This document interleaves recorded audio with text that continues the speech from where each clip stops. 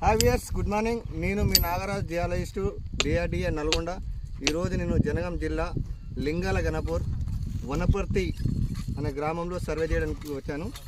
గత 2 years back ఇదే ఊరికి మల్లయ్య గారు అనే ల్యాండ్ సర్వే చేశాను. వాళ్ళ అబ్బాయి శ్రీకాంత్.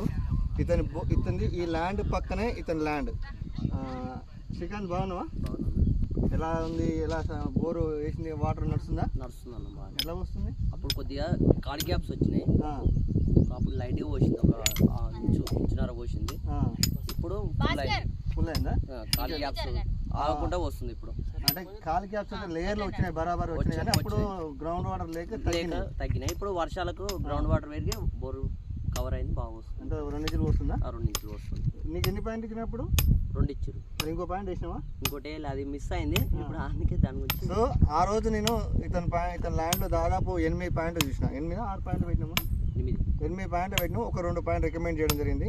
ఫస్ట్ ప్లేయర్గా 1 పాయింట్ వేసింది, సక్సెస్ అయింది. 2వ పాయింట్ జీపీఎస్ ఉందా? పోయింది. స్టోన్ వేసినా. సో 2వ పాయింట్ కూడా పోయిందట, కానీ దాని యొక్క జీపీఎస్ నా దగ్గర ఉంది. పోయింది. అతని ల్యాండ్ ఒకసారి చూపెట్టాడు. మొక్కజొన్న వేసిండు. బోర్ సక్సెస్ కావడం వల్ల తన మొక్కజొన్న క్రాప్ వేసాడు.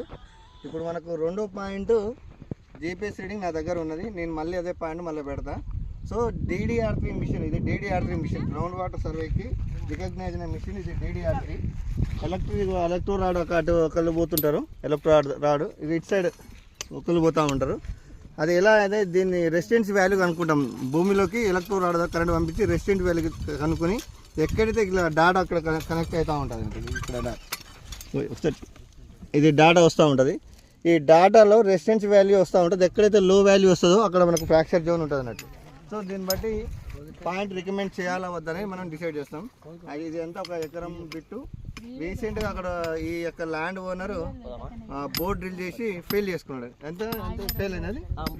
300 ఫీట్లు. ఎక్కడ గ్యాప్స్ రాదా?